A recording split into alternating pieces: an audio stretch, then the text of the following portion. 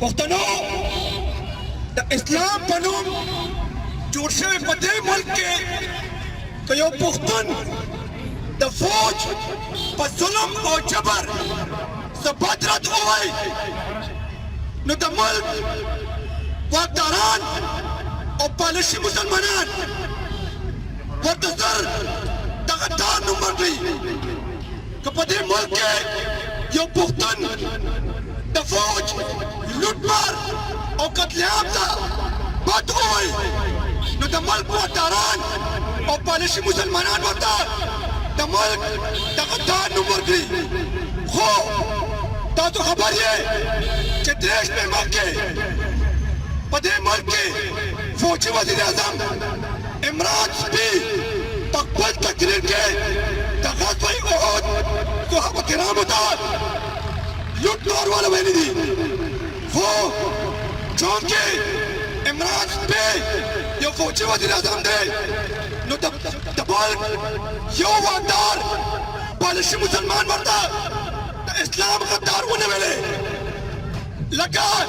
د پنجابي فوج درجه په دې ملک کې د غزوه احد د صحابو نه اوچته ده ای د عمران سپي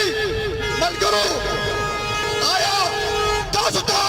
د عمران سپي عزت او ملګرتیا د غزوه احد د صحابو نه زیاته اوچته ده که تاسو کې لږه هم مسلماني وي نو په دې خبره د عمران جلیل د دې حرکت په چار خندنه وکړئ کتا کتا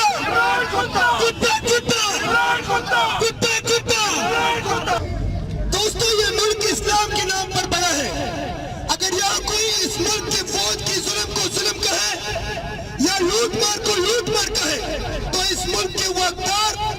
اور پالش مسلمان سیدھا اسے ملک کا غدار قرار دیں گے لیکن 3 دن پہلے اس ملک کے فوجی وزیر اعظم عمران قطی نے اپنی تقریر میں جنگ احد کے جلیل القدر صحابہ کرام کو لوٹ مار کرنے والے قرار دیا لیکن اس ملک کے ایک واکدار ایک پالشی مسلمان نے بھی عمران قطی کو اسلام کا غدار قرار نہیں دیا لگتا ہے اس ملک میں پنجابی فوج اور اس کے پالشوں کا درجہ حضور صلی اللہ علیہ وسلم کے قریبی دوستوں سے بھی زیادہ درجہ لگا رکھتا ہے دوستو